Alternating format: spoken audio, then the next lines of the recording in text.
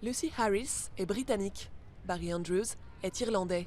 Tous deux ont été élus aux dernières élections européennes et leur carrière de député européen dépend pour tous les deux du Brexit. Car si le Royaume-Uni quitte l'UE comme prévu le 31 octobre, les députés britanniques devront laisser leur place. Lucy Harris est membre du parti du Brexit, elle milite pour le départ de l'Union européenne. Alors pour elle, perdre son travail fin octobre serait la plus belle des victoires. C'est assez ironique que je prenne un siège que je ne devrais pas prendre. Et je pense que c'est la faute de l'Union européenne, qui n'a pas été capable de négocier avec le Royaume-Uni. J'espère perdre mon travail le 31 octobre, parce que cela reflèterait le succès du Brexit et le fait de quitter une institution aussi antidémocratique que l'Union européenne. En tout, 29 députés du parti du Brexit ont été élus en mai dernier, après une élection à laquelle le Royaume-Uni n'aurait, selon eux, jamais dû participer.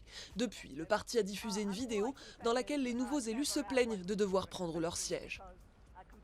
Voilà, je suis arrivée, je prie juste pour qu'on ne soit pas là plus de 4 mois et que l'on parte vraiment. À Dublin, Barry Andrews est dans la situation opposée. Il fait partie des députés européens élus en prévision du Brexit et ne prendra son siège qu'après le départ des Britanniques. En attendant, il ne jouit d'aucune position officielle ni d'aucun salaire. Ma position est frustrante, je ne vais pas le nier. En même temps, c'est une situation étrange, parce que je suis peut-être la seule personne en Irlande qui va bénéficier du Brexit. Le favori dans la course à la succession de Theresa May, Boris Johnson, assure que le Royaume-Uni quittera l'UE le 31 octobre avec ou sans accord. Mais un nouveau report de la date est toujours possible. Lucy, Barry et plusieurs dizaines d'autres eurodéputés resteront dans l'incertitude jusqu'au dernier moment.